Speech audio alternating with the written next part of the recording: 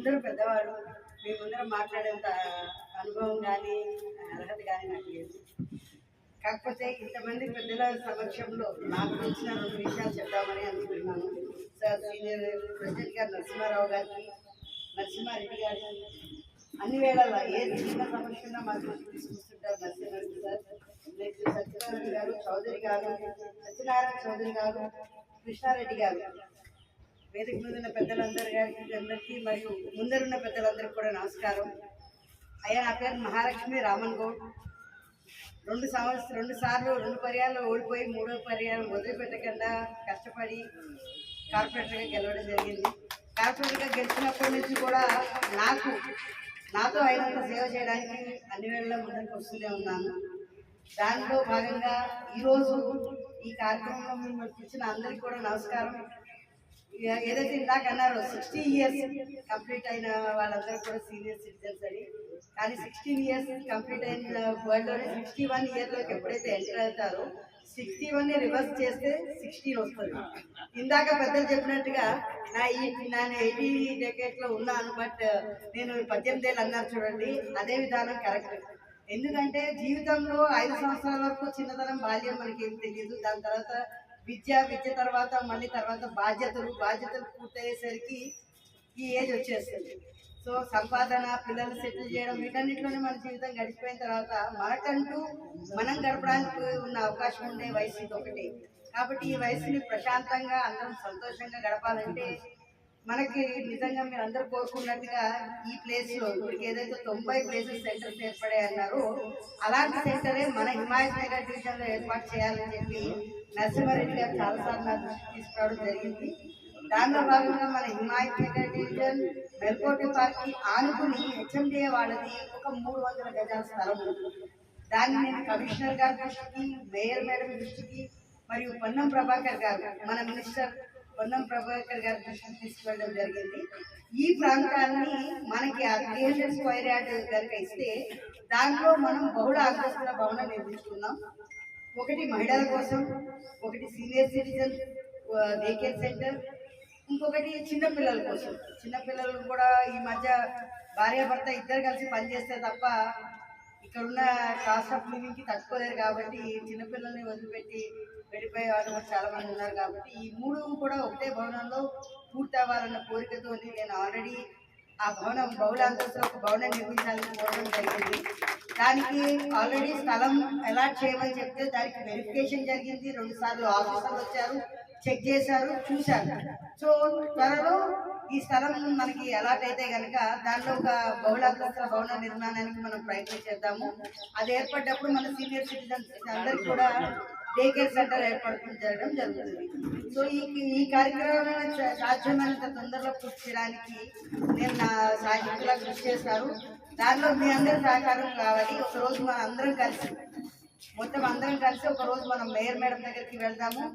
మేమందరం కూడా senior citizens అందరం కూడా కలిసి ఇక్కడ నిర్మించుకోవాలనుకుంటున్నాం. కాబట్టి ఈ స్థలాన్ని హెచ్ఎండిఏ నుంచి ఆల్రెడీ ఇవ్వమని చెప్పి 1 సంవత్సర కాలం అవుతుంది నేను అడిగి, మళ్ళీ ఇంకొకసారి రిక్వెస్ట్ లెటర్ మళ్ళీ పెట్టి సాధ్యమైన తొందరలో దాన్ని మనకి ఎలా చేయించుకుని దాన్ని అన్ని కలిపి నిర్మించుకుందాం.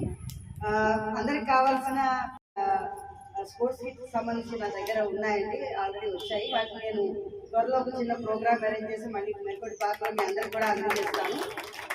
ఆ అంతస్తుల భవనం ఏర్పడేంత వరకు మనం ఏం చేద్దామంటే దగ్గరలో ఎక్కడైనా సరే ఉన్న ప్లేస్ ఏదైనా అవకాశం ఉందేమో ఒకసారి ప్రయత్నం చేద్దాము. అది మీ అందరికీ తెలుసు, డాగ్స్ ఫీడ్ దానికోసం అలర్ట్ చేశారు. దాన్ని క్యాన్సిల్ చేయమని చెప్పేసి మనం ఐఏఎస్ ఆఫీసర్ షఫీ గారి దృష్టికి కూడా తీసుకెళ్ళాము. ఆయన కూడా చెప్పడం జరిగింది, ఒకవేళ దాన్ని మనం కనుక మళ్ళీ తీసి వాళ్ళకి ఇస్తే కనుక దానిలో ఫస్ట్ దానిలో ఏర్పాటు చేసుకున్నాం. దాని తర్వాత మన బిల్డింగ్ మనకంటూ ఏర్పడ్డాక మనం ఇంకా బాగా మంచి సెంటర్ ఏర్పాటు చేసుకున్నాం. నెక్స్ట్ మీరు ఇంతకుముందు అందరూ కోరినట్టుగా ఈ మెల్కోటి పార్క్ డివిజన్ దీనిలో ఈ మెల్కోటి పార్క్లో 1,70,000 వ్యయంతో 1,70,00,000 వ్యయంతో మనం ఇక్కడ చాలా అభివృద్ధి కార్యక్రమాలు చేశాము. కానీ దానిలో ఇందాక నా దృష్టికి తీసుకొచ్చినట్టుగా ట్రాక్లో కానీ కొన్ని దగ్గరలో ఇవన్నీ వేసిన బండలు వెళ్ళిపోయినాయని చెప్పి మళ్ళీ కొన్ని దగ్గర చెట్లు సరిగ్గా లేవని చెప్పేసి చాలా కంప్లైంట్స్ నా దృష్టికి తీసుకొచ్చారు ఇంతకు ముందర.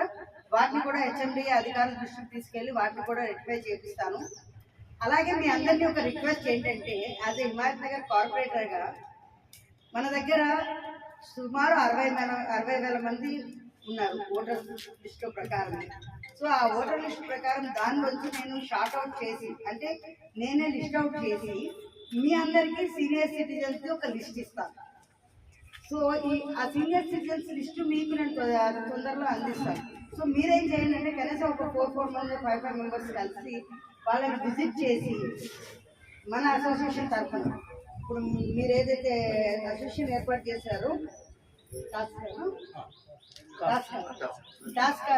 టాస్క్ అసోసియేషన్ తరఫున పెద్దవాళ్ళు ఒక 5 మంది జట్లుగా ఏర్పడి మీకు ఇచ్చిన అడ్రస్లో వెళ్ళి కనుక మనం పర్సనల్గా అడుగుదాం. ఎందుకంటే ఎవరు కూడా స్వేచ్ఛగా బయటకు వచ్చేంత ఆలోచన అవకాశం వాళ్ళకి ఉండకపోవచ్చు. అట్లీస్ట్ మనం కొంచెం టైం తీసుకుని వాళ్ళ దగ్గరికి వెళ్ళి వాళ్ళతో మాట్లాడి, ఇది ఒక సొసైటీ ఉంది మాది, సో మీరు ఎప్పుడైనా సరే అవసరం ఉంటే మా దగ్గరకు రావచ్చు అని మన విజిటింగ్ కార్డు కానీ మన ఫోన్ నెంబర్ కానీ వాళ్ళకి ఇచ్చి రాగలిగితే కనుక ఇంకా వాళ్ళకి మనం బెటర్ సర్వీసెస్ ఇవ్వగలుగుతామని నాకు అనిపిస్తుంది. సో మీ అసోసియేషన్ తరఫున నేను మిమ్మల్ని కోరుకునేది ఏంటంటే, అలాంటి లిస్ట్ ఇచ్చిన తర్వాత మీకు వీలైనప్పుడు మీరు వెళ్ళండి. అలాగే మీరు వెళ్ళేటప్పుడు ఎప్పుడు అవకాశం ఉన్నా కానీ నేను మీతో జాయిన్ అవుతాను. సో మన హిమాయత్ నగర్ డివిజన్లో ఉన్న పెద్దవాళ్ళకి ఫస్ట్ మనం సహకారం అందిస్తూ, మన డివిజన్నే ఆదర్శవంతంగా డివిజన్గా వాళ్ళకి ఫోకస్ చేసి చూపిస్తూ, పక్కన ఉన్న 150 డివిజన్లో కూడా ఈ కార్యక్రమాన్ని విస్తరించజేయగలిగితే కనుక దాని ద్వారా రాష్ట్రం కూడా అంతటా కూడా ఈ ప్రోగ్రాం విస్తరించే అవకాశం ఉంటుంది. సో మన హిమాయత్ నగర్ డివిజన్నే మోడల్ డివిజన్గా స్టార్ట్ చేసి ఇక్కడి నుంచే వర్క్ స్టార్ట్ చేద్దామని, దానికి ప్రజలందరూ కూడా సహకరిస్తే దాని ముందుకు తీసుకెళ్దామని కోరుకుంటున్నాను. అలాగే మనకి ఇక్కడ ఇంకొక చిన్న విషయము, ఇందాక చెప్పారు ఆసరా అని చెప్పేసి. ఆసరా ద్వారా ఏవైతే ఉంటాయో వాటి అన్ని కార్యక్రమాలు కూడా మనం ఖచ్చితంగా టేకప్ చేద్దామండి, అన్నింటినీ కూడా చేద్దాము. అలాగే ఒకళ్ళు మన చుట్టుపక్కల కొంతమందికి ఎప్పుడైనా వాళ్ళ పిల్లలు అందరూ ఫస్ట్ స్టార్టింగ్లో ఏం చేసేవాళ్ళంటే, మా పిల్లల్ని బాగా చదివించాలని ఊర్లో వదిలేసి సిటీకి వచ్చేవాళ్ళు. సిటీ నుంచి ఇప్పుడు మా సిటీలో వచ్చిన చదువులు సరిపోవని చెప్పేసి ఇప్పుడు దేశ విదేశాలకు పంపించేశారు పిల్లల్ని. సో పిల్లల దగ్గర లేకుండా ఉన్న పేరెంట్స్ చాలామంది ఉన్నారు. సో వాళ్ళకు కూడా ఏదైనా సందర్భంలో అవసరమైతే మనం కూడా సపోర్ట్గా ఉందాము. సో మనకేంటంటే ఈ లిస్టు ఈ జనాభా మొత్తంలోంచి మనం వయోవృద్ధులందరినీ తీసుకున్న తర్వాత నేనేమంటానంటే, వయోవృద్ధులని అనుకోవద్దు, లైఫ్లో ఇది మన సెకండ్ ఇన్నింగ్స్ అని చెప్పేసి మీరు అందరూ భావిస్తే కనుక ఈ సెకండ్ ఇన్నింగ్స్లో ఉన్న ప్రతి ఒక్కళ్ళ యొక్క లిస్టులో మనం ఒకసారి వెరిఫై చేసి వాళ్ళందరికీ మనం అందరం కూడా సహకారం అందిద్దామని చెప్పేసి వాళ్ళందరికీ లిస్టు తీసుకుని, ఎవరైనా పేరెంట్స్ ఏదైనా హాస్పిటలైజేషన్ ఉంటే కనుక, ఎందుకంటే ఇది ఇంత ముందర ఒకడో పిల్లలు 2 పిల్లలు అన్న జనరేషన్ వచ్చిన తర్వాత నుంచి కనీసం చుట్టాలతో కూడా సత్సంబంధాలు లేకుండా అయిపోయినాయి. సో ఏదైనా పరిస్థితి ఏర్పడితే లోకల్గా ఏదైనా రెడ్ క్రాస్ సొసైటీ నుంచి ఆయాల్లో ఎవరైనా తెప్పించుకోవడం తప్ప మనస్ఫూర్తిగా మాట్లాడే సొంత మనుషులు కూడా లేని పరిస్థితి ఏర్పడింది. కాబట్టి మన చుట్టూ ఉన్న వాళ్ళకి అట్లీస్ట్ ఒక భరోసా ఏర్పడతాం. అది మీ సంస్థ ద్వారా ఏర్పరచగలిగితే ఇంకా చాలా సంతోషం. నాకు ఈ అవకాశం ఇచ్చిన పెద్దలందరికీ కూడా, ఈరోజు ఈ అవకాశంలో దీనిలో పాల్గొన్న ప్రజలందరికీ కూడా ధన్యవాదాలు. Thank you sir.